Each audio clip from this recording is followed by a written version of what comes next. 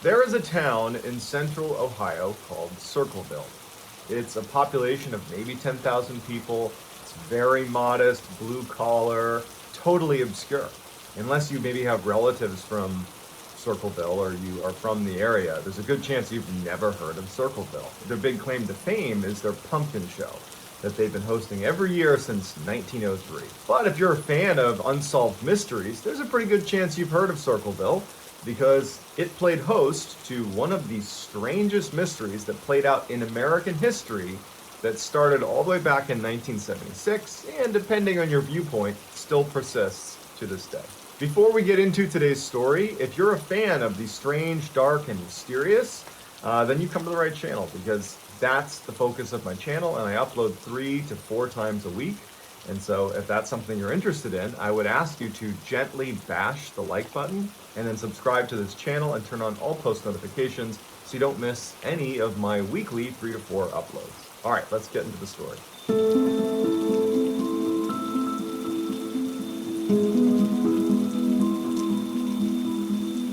In 1976, Mary Gillespie lived in Circleville, Ohio with her husband, Ron Gillespie, and Mary was a bus driver for the local school. And one day, she came home from work and she found a letter that was addressed specifically to Mary. It had no return address and it was postmarked from Columbus, Ohio. The letter effectively said, "We know you're having an affair with the superintendent of the school. You must stop and come clean and tell your husband. If you don't, bad things are going to happen to you. We're watching your house. We know you have children." Now, Mary was obviously frightened. She was scared for her kids. She was scared for herself.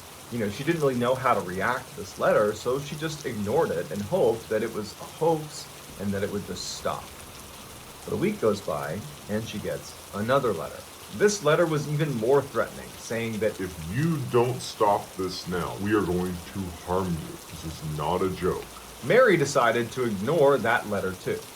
But literally the next day, her husband Ron woke up one morning and got the mail and found the letter addressed to him. The letter had no return address and was postmarked from Columbus, Ohio, just like the first 2 letters sent to Mary. The letter to Ron said that his wife was having an affair with the superintendent of the school and that if he didn't confront her and get her to admit the truth and get it to stop, that Ron's life would be in Grave danger. Ron is horrified to read this letter. He hadn't suspected anything of his wife. This was very uncharacteristic. And so he went to Mary and he said, "Hey, I got this letter. What is this? I've gotten 2 of these letters. I've just been ignoring it. I didn't know what to do." And she aggressively denied any accusation that she was having an affair.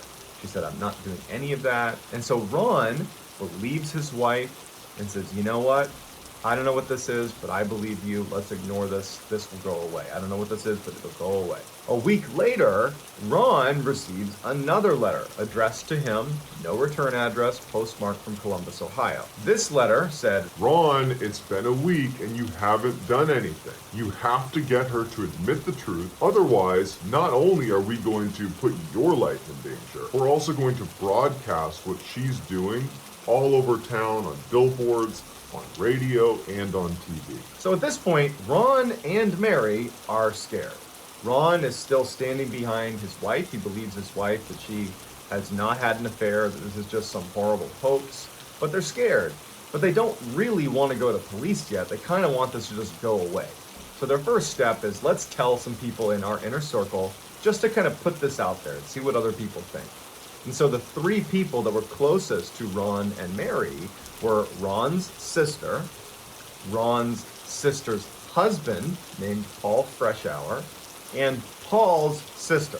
So it's a little confusing, but those are the players here. And so while Mary and Ron are telling, their inner circle about this anonymous set of letters they've gotten and all the threats involved, Mary starts to think that she might know who's been sending the letters. She has an idea of who it is. Now, we unfortunately don't know who this person is. It's been left out of anything I can find online. But she decides that it's in their best interest to proactively send this person a letter and basically say, "You've got to stop, or we're going to pursue legal action." And initially, when they started sending the letters, while it's unclear if they got any sort of response from this person, the letters, the anonymous letters, did stop. But That would all change in August of 1977 when Ron was home one night with the kids, Mary was out, and Ron receives a phone call. He picks up the phone call, and his kids would say that his entire demeanor changed. He went from calm and collected to angry, furious. He's talking to someone, and it's unclear what was said. We don't know exactly what was said or who he was talking to, but when he hung up, he tells his kids that I'm going to go confront the person who's been writing these letters. And so Ron grabs his pistol, gets in his pickup truck, and blazes off down the road. It's like he knew exactly where he needed to go. But literally minutes later, it was discovered that Ron had died. He crashed into a tree, and he died on impact. Now, nobody else was found at the scene. I mean, the sheriff and the police unit that went in to investigate, it was just Ron in a ditch against a tree.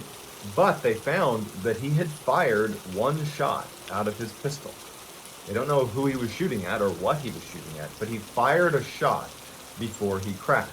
The sheriff initially suspected foul play, but the sheriff changes his mind. He says, you know what? Ron was drunk. Ron was 1.5 times over the legal limit. So he was drunk driving and he crashed. But that didn't make any sense because Ron's family said Ron does not drink. And his kids said he hadn't had anything to drink that day. So at this point, the story starts getting very bizarre. After Ron's death, hundreds of other letters, anonymous letters, no return address, postmarked from Columbus, Ohio, are sent to residents all over central Ohio, not just Circleville, but all over central Ohio. And the letters took a turn. Instead of being accusatory of Mary, although there was still some of that, it was the sheriff in Circleville is covering something up. And it was around this time that people started to speculate that perhaps the writer's agenda is not as clear. Initially, it seemed like they were targeting, Mary and Ron. And then when Ron is taken down, they're defending Ron. So following Ron's death, Mary is scared for her life. She just watched her husband die as a result of this horrible situation. And all these letters are pouring in all over central Ohio with the same kind of nasty language about her and her supposed affair with the superintendent of the school. The letters are insinuating that the sheriff is covering something up with her husband's death. Her kind of dirty laundry is being aired out by this anonymous writer all over central Ohio. And this goes on for years. And so finally in 1983, Mary is at a breaking point and she finally admits that she was having an affair with the superintendent of the school. Now she claims that it happened or it started after the first letters arrived, that it was just a crazy coincidence, but whether or not that's true, it's kind of secondary. And she thought that that would stop the letters. That the first thing that this person wanted was for her to admit this and stop this affair. So she comes out and she admits it and she puts an end to it thinking that's going to do it. But that didn't do anything. It actually made it worse. So in 1983, after she admits what was going on with her and the superintendent, she's on her bus route driving the kids to school, and she starts noticing these billboards and signs all over her route condemning her for her actions and saying she's this horrible person. And so she got mad. She went from being kind of a victim and scared to being mad. And so one day in 1983, she pulls over when she sees one of these signs and she gets out, she rips it out, and then when she puts it down, she notices there's a box that's a part of this kind of billboard contraption. She kind of looks inside, and there is a loaded gun that has a wire wrapped around the trigger, and the slack's been pulled out of it. Like it's literally ready to fire. And had she been standing at a slightly different angle when she pulled down the sign, it would have fired the gun and it would have shot her. So she calls police, police show up, they do an investigation, and they look at the weapon, and they can tell that someone very poorly tried to etch off the serial numbers on the weapon, so it couldn't be traceable. But they were able to lift the serial number, and they were able to trace it back to its original owner, who was none other than Paul Freshour. And so the police goes, Paul, and they're like, is this your pistol? And Paul was totally cooperative when he was approached. He's like, yes. I didn't report it, but that gun was stolen from me. I didn't set up that booby trap. The sheriff, who was the same one who investigated Ron's death, he didn't buy it. And so they made him submit to a handwriting test. It apparently totally swayed the jury. They were like, you know what? Paul's the guy. And he was found guilty and sentenced to 7 to 24 years in jail. And so Paul goes to jail. And while he's in solitary confinement, more letters are sent out all over central Ohio. And they're all being postmarked out of Columbus, Ohio, even though he is in solitary confinement in Lima, Ohio. But no one wanted to listen to that. Everybody believed that Paul was the guy, even though he's like, how could I have been writing these letters? And so for 7 years, these letters are sent all over central Ohio, accusing the sheriff of this cover-up and condemning Mary for what she did. And then when Paul is up for parole, after 7 years, he stands before the parole board and they deny him parole on the grounds that he was sending these letters. Even though he's like, how could I have been? I've been in solitary confinement most of the time. But they were like, too bad, you wrote the letters, see ya. And so he goes back to jail. And it was at this point that Paul he gets a letter. This letter was taunting Paul because they apparently had known that he was denied parole based on him being the writer. And instead of it being written in the first person, like I, it was written we.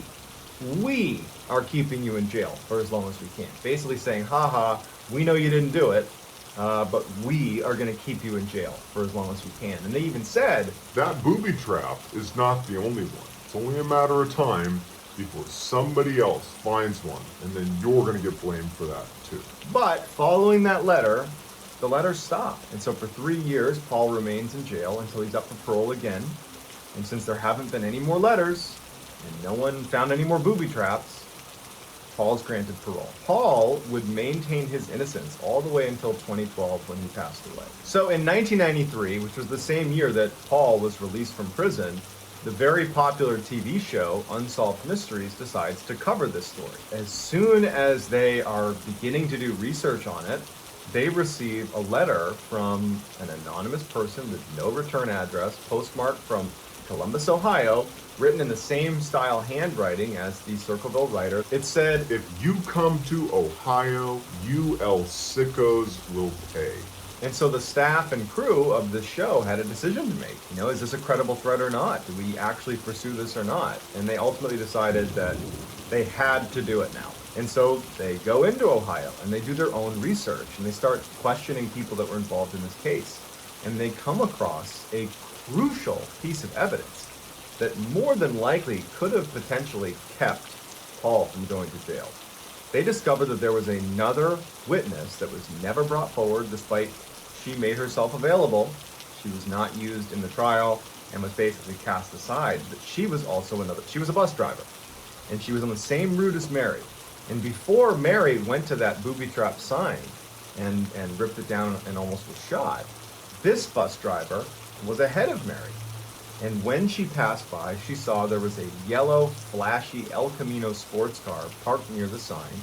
And standing outside of the car, near the sign, was a man who did not match the description of Paul Freshour at all. And when she was interviewed by Unsolved Mysteries in 1993, they were like, really? The sheriff, nobody wanted to talk to you about this? And she's like, yeah, I told them that I'm available and no one wanted to talk to me about it. So Unsolved Mysteries, they air the episode and nothing comes of it. They don't get any more threats. There's nothing. It just gets aired. It's very interesting. And that's that. Really, at this point, you're left with a collection of people, the police included, that fundamentally believe that there is no mystery. It was Paul Freshour. He's the guy that wrote these letters, that set up the booby traps. He went to jail for it, and that's that. But there's another group of people that believe Paul didn't do this, that he went to jail for something he didn't do. And one of those people is a journalist by the name of Martin Gant. And so Martin, along with a large number of people, believe there are 3 additional suspects that should have been looked into or should be looked into now that could have been the writer. The first one is the superintendent of the school, the one that Mary was accused and then admitted to having an affair with. The second was a co-worker of Mary's that apparently was infatuated with her. And then the third one was Paul Freshour's wife. So they were married when the Circleville writer drama unfolded, but they ultimately divorced. She left him and she ended up getting together with another guy. So she's got a boyfriend, and the boyfriend matches the description of the guy standing next to the El Camino at that sign in 1983. And one of this guy's relatives owned a yellow El Camino. But nobody ever followed up. The police aren't looking into it. Paul Freshour's the guy, and they're not about to reopen this case. For me, the letters that got sent out all over central Ohio while Paul is in, solitary confinement, to me, that is like the number one thing that makes me doubt that Paul was the guy. Now, could he have been involved? Certainly. I think that that's definitely possible. But I think that more than likely what we're looking at here is there was more than one writer. There's a whole group of them, but it's just unclear what their agenda was. And the whole thing is just very confusing. There's lots of people involved, lots of drama. It's like the most epic drama that's unfolded in the most obscure place in the country. But it is what it is, and it's certainly a fascinating mystery, and I would love to hear what your theories are. Was it Paul Freshour? Was it one of the three suspects that I just listed off that Martin Yant thinks it was? Or was it something else? I'd love to hear it in the comments. I'll do my best to go through the comments and respond to as many people as I can. If you enjoyed this story, please gently bash the like button and then subscribe to my channel and turn on all post notifications so you don't miss any of my 3 to 4 weekly uploads that look and sound an awful lot like today's story, the dark, strange, and mysterious. If you want to get in touch with me, you can message me on Instagram. My handle is johnballin416. I'm also very active on TikTok, where my handle is Mr. Ballin, same as my YouTube channel. And I go live over there Monday, Tuesday, Wednesday, and Friday at 10 p.m. Eastern. So I hope to see you over on other channels or here on YouTube or all of them.